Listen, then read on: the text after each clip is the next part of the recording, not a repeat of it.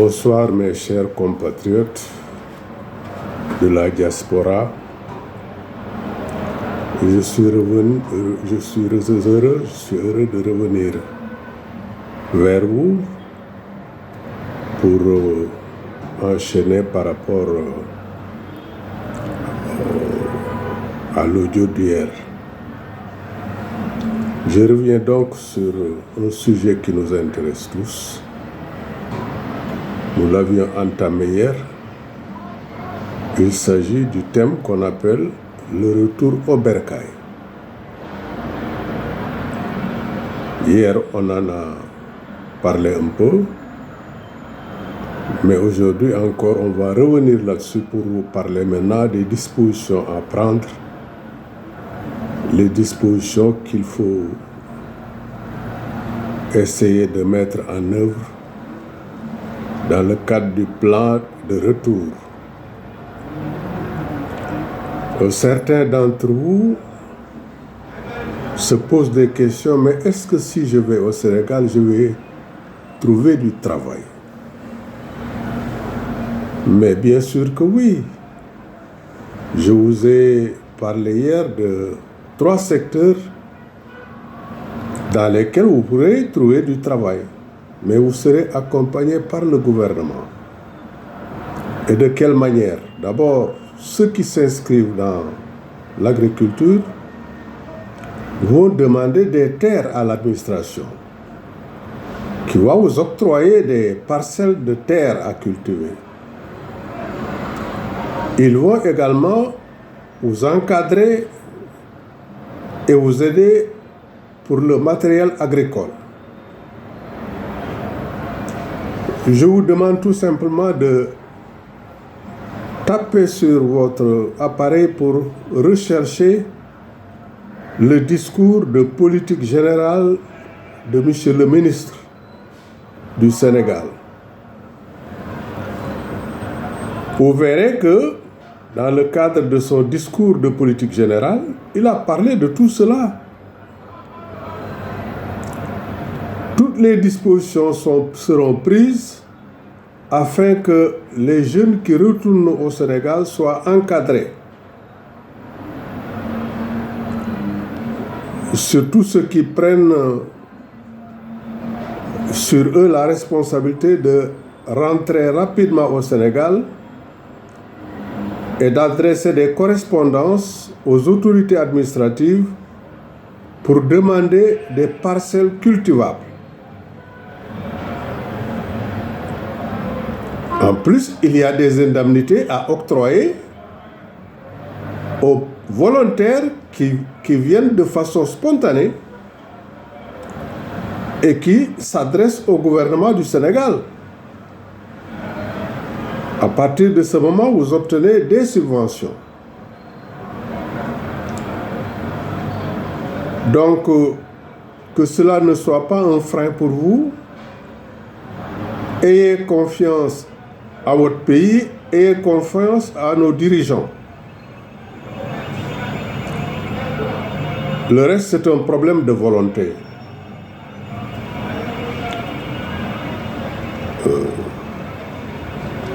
Il y a des gens également qui se demandent,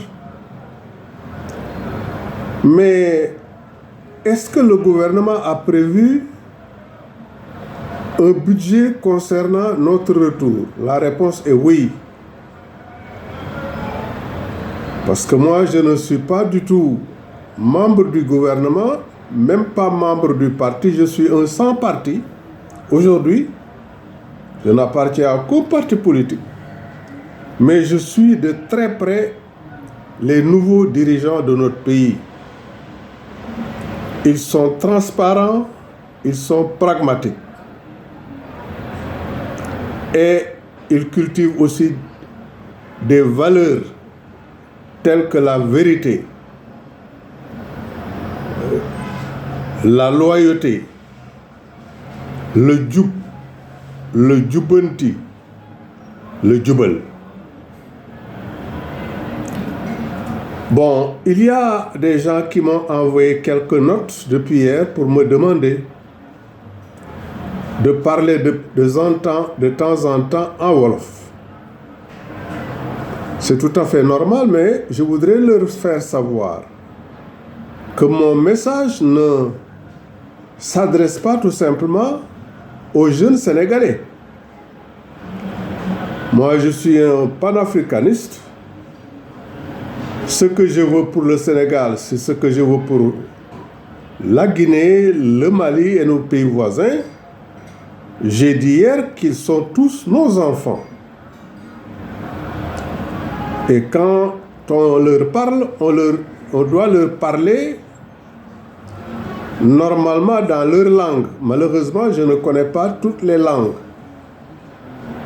Je ne parle pas congolais, je ne parle pas ivoirien, mais je peux parler wolof. Malheureusement, si je parle wolof, c'est exclusivement pour les wolofs. Alors que, normalement, nous devons voir ça de façon inclusive.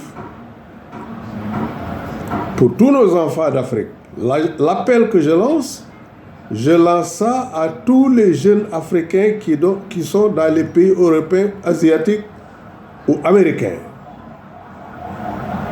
C'est pourquoi je pense que la langue qui les unit tous à l'extérieur ne peut être que le français. Et comme je ne veux pas écarter quelque catégorie que ce soit, ou bien quelque nationalité que ce soit, je pense qu'il est plus sage de parler en français. Peut-être maintenant un jour viendra où je pourrai lancer des messages exclusivement à nos jeunes Sénégalais en wolof.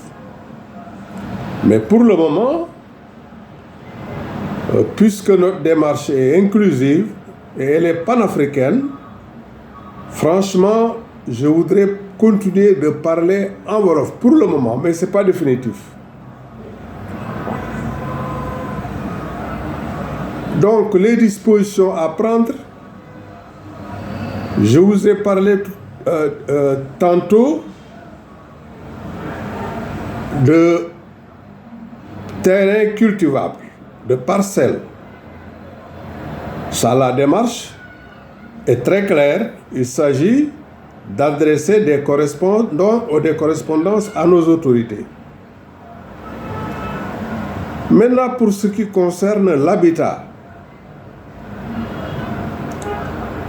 quand il s'agit par exemple des personnes qui habitent dans le département de Mbour,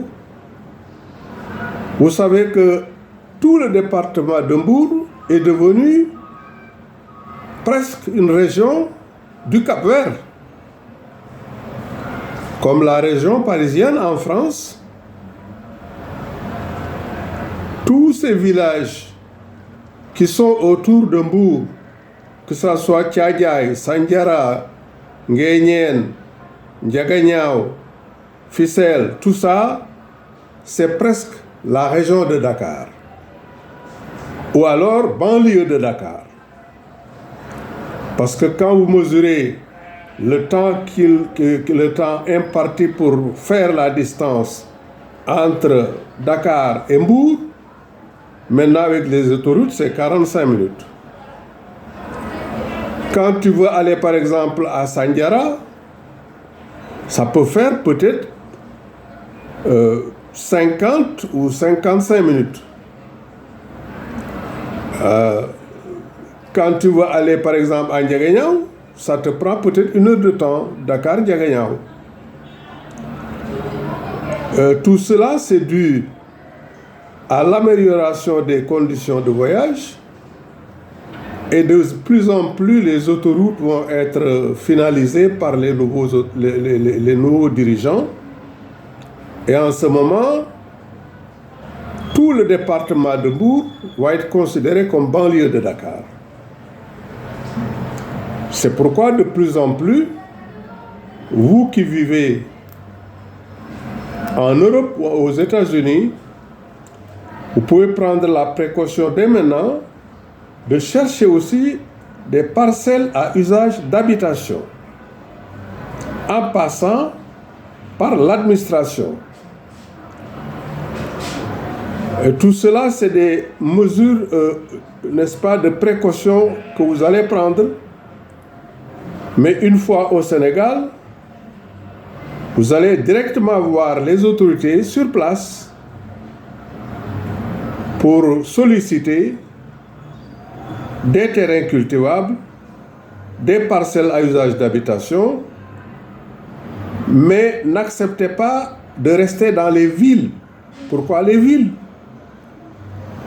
On a des terrains viabilisés partout dans le département de Mbour. Vous pourrez donc chercher des maisons, des parcelles à usage d'habitation partout dans le département. Pour ceux qui habitent dans les autres zones, par exemple, les zones qui sont vers le nord ou vers le nord-ouest, quel que soit le niveau où on se trouve, on peut appliquer la même chose, c'est-à-dire demander des terres cultivables et solliciter aussi des terrains à usage d'habitation. Mais je pense même que si le gouvernement continue sur sa lancée, je pense même qu'il est question de créer des fermes au niveau des villages, des fermes accompagnées de logements clé à main, pour que le jeune cultivateur, le jeune agriculteur puisse habiter là où il est autour de ces terrains cultivables. Donc c'est des questions préalables dont il faut parler dès maintenant, bien sûr. Mais je vous ai indiqué le chemin que vous devez emprunter pour régler ces problèmes. Ce qui est déterminant, c'est la volonté qui doit vous animer pour que chacun d'entre vous puisse se dire dans 2 ans, dans 3 ans, dans 4 ans, je veux rentrer au Sénégal. C'est ça. La détermination la plus importante, c'est ça. Donc, nous continuerons de vous accompagner. Nous continuerons la campagne de sensibilisation parce que nous, du 3e âge, notre rôle, c'est d'accompagner les nouveaux dirigeants, de les suivre pour comprendre leur démarche, les accompagner, surtout par ce que je suis en train de faire. Par exemple, une campagne de sensibilisation autour du programme du gouvernement actuel et vous conduire vers les objectifs qui se sont fixés. Mais nous le ferons, comme je vous l'ai dit, de façon pas précipitée, lentement, mais sûrement. Chaque jour, nous allons ajouter une pierre à l'édifice. Comme ça, d'ici quelque temps, vous serez très bien préparés pour retourner au Sénégal. Évidemment, je pense à vous tous, parce que moi j'ai des petits-enfants qui sont par exemple en France. J'ai aussi mon fils qui est en France. Mais en réalité, je ne veux pas aborder cette question sous l'angle familial. Mais de façon globale, je m'adresse à tous les jeunes Africains qui vivent à l'extérieur, dans la diaspora. Vous savez que tous ces pays africains qui sont dans la sous-région sont maintenant dirigés par des jeunes, donc des gens de votre génération. C'est pourquoi j'ose espérer que vous aurez la volonté de venir les accompagner. Donc pour aujourd'hui, puisqu'on n'est pas dans la précipitation, je peux m'en arrêter là aujourd'hui pour insister sur les points suivants. D'abord, la volonté de rentrer au bercail. Deuxièmement, prendre les dispositions préalables, demander par écrit des terrains à usage d'habitation et des terrains à usage d'agriculture. Et suivre aussi la voie tracée par le gouvernement du Sénégal, par l'Internet, par les journaux qui traitent des questions sénégalaises. Vous pourrez chaque jour suivre les différentes étapes de l'actuel gouvernement. En tout cas, ils sont bien partis parce qu'en peu de temps, d'abord, ils ont pu mettre un parlement sur place où ils sont majoritaires, ce qui leur permet de voter des lois. Et parmi ces lois, ils ont mis la priorité sur la reddition des comptes qui a commencé. Et tout cela, c'est des niches qui vont assurer des ressources financières pour alimenter le budget. Donc, nous du troisième âge, notre rôle, encore une fois, c'est de les encadrer, de les accompagner et de les aider sur le plan de l'information et de la sensibilisation, ce que je suis en train de faire. Je le fais de façon libre et de façon citoyenne, sans que l'on me demande de le faire. Et tous les Sénégalais doivent faire la même chose. Je suis citoyen, je n'attends pas à ce qu'on me demande de faire ceci ou cela. Je le fais en âme et conscience et en toute volonté parce que j'aime mon pays et je compte sur les nouveaux dirigeants qui nous ont fait confiance, raison pour laquelle massivement les Sénégalais ont voté pour eux. Donc pour aujourd'hui, je m'en arrête là. Pour éviter des répétitions, l'essentiel, c'est de poser chaque jour un pas quotidiennement, de revenir sur ce plateau pour vous parler de ce thème qui m'intéresse beaucoup, le retour au bercail. Cette émission, on peut l'appeler ainsi, le retour au bercail. Quelle que soit sa nationalité, quel que soit son âge ou son sexe, ayez la volonté de revenir au bercail. Et maintenant, je lance un appel envers les dirigeants qui sont déjà dans leur rôle, qui ont tracé une piste très claire. Ils ont programmé sur une distance de l'échelon qu'ils ont tracé. Je veux dire que ils ont fixé leur échéance sur 2050. Donc, pas à pas, de mois en mois, d'année en année, ils vont marcher vers cette direction.